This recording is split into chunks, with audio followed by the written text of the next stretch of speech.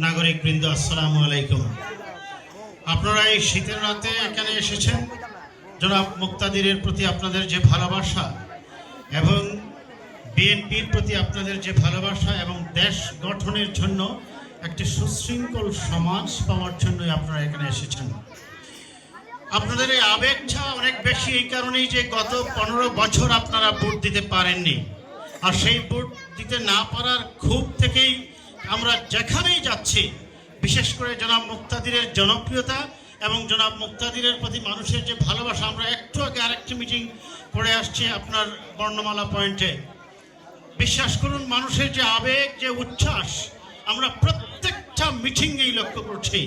শত শত হাজার হাজার মানুষ, বলা হচ্ছে উঠান বৈঠক, প্রত্যেকটি বৈঠকে কিন্তু জনসভায় রূপান্তরিত হচ্ছে। তার একটাই কারণ, মানুষের এই যে দীর্ঘ 15 বছর ভোট দিতে না পারা এবং সর্বোপরি মানুষ কিন্তু অনেক নির্যাতন নিপীড়ন সহ্য করেছে। এই নির্যাতন নিপীড়ন থেকে বাংলাদেশকে একটি সুষ্ঠু গণতান্ত্রিক প্রক্রিয়ায় নিয়ে আসার জন্য মানুষের এই আকাঙ্ক্ষা এবং গণতন্ত্রের প্রতি একটি গণতান্ত্রিক সমাজ পাওয়ার জন্য মানুষের আকাঙ্ক্ষা থেকেই মানুষ এত উচ্ছ্বাস নিয়ে আসছে। আমি আপনাদের কাছে বক্তব্য দীর্ঘ করছি না, তবে আমি যেটা বলবো, আপনারা নিশ্চয়ই মনে রাখবেন, সারা দেশে একদিকে যেমন বিএনপির জোয়ার সৃষ্টি হয়েছে, অন্যদিকে আরেকটি পক্ষ আমরা দেখছি ষড়যন্ত্র করার চেষ্টা করছে। দিনের পর দিন এক দলের পক্ষে জোয়ার আর আরেক দলের পক্ষে ষড়যন্ত্রের জাল।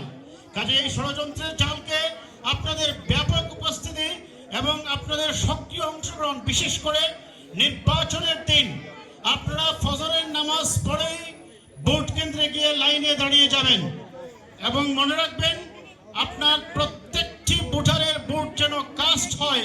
আপনি আপনার পাশের লোকজনকে, পাড়ার লোকজনকে, সকলকে নিয়ে যাবেন এবং শান্তিপূর্ণ পরিবেশ বজায় রাখার চেষ্টা করবেন। নানা দিক থেকেই আপনাদেরকে উস্কানি দেওয়া হবে। মনে রাখবেন একটা কথা, সবসময় নির্বাচনী সেন্টারে ওই প্রার্থী গন্ডগোল বাঁধানোর চেষ্টা করে যে প্রার্থী মনে করে সে পাস করতে পারবে না। আমরা বিশ্বাস করি আগামী 12 ফেব্রুয়ারি নির্বাচনে সারা বাংলাদেশে বাংলাদেশ জাতীয়তাবাদী দল ইনশাআল্লাহ 2/3 আসনে জয়লাভ করবে বলে আমরা প্রত্যাশা ব্যক্ত করছি। তবে মনে রাখবেন, মানুষের এই ভালোবাসা, মানুষের আমাদের প্রতি এই সমর্থনকে কাজে লাগাতে হবে। আপনি যখন ভোট চাইবেন, আপনার ভোট চাওয়ার মধ্যে এক ধরনের বিনয় থাকতে হবে। আপনার আবেগ, আপনার ভালোবাসা, আপনার রেসপেক্ট, এগুলাই বিএনপির প্রতি, ধানের শীষের প্রতি জনগণকে আকৃষ্ট করবে। আমি আমার বক্তব্য দীর্ঘায়িত না করে সকলকে শান্তিপূর্ণ পরিবেশ বজায় রাখার আবারও আহ্বান জানাচ্ছি এবং আগামী 12 ফেব্রুয়ারিতে প্রতিটি ভোট কাউন্ট শেষ না হওয়া পর্যন্ত আপনাদের সক্রিয় অংশগ্রহণ আমরা সকল ক্ষেত্রে চাই। নারী ভোটারদের সহায়তা করবেন। যদি কোনো রকম বিশৃঙ্খলা করে কেউ বুরকা পরে একজনের ভোট অন্যজন দিতে আসে, সাথে সাথে আইন প্রয়োগকারী সংস্থার শরণাপন্ন হবেন। আইন প্রয়োগকারী সংস্থা যথাযথ ব্যবস্থা নেবে। আপনারা কেউ আইন নিজের হাতে তুলে নেবেন না। পরিবেশ শান্তিপূর্ণ রাখবেন।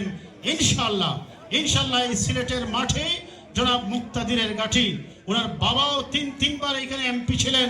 আমি নিজেও 1991 সালে জনাব আব্দুল মালিক সাহেবের জন্য ক্যাম্পিং করেছি। এখন তারই সন্তানের জন্য আজ প্রায় 35 বছর পর এখানে এসে ক্যাম্পিং করছি। কাজেই আমি সবাইকে আবারও ধন্যবাদ জানাচ্ছি এবং আপনাদের সকলের মঙ্গল কামনা করে আমার বক্তব্য এখানেই শেষ করছি।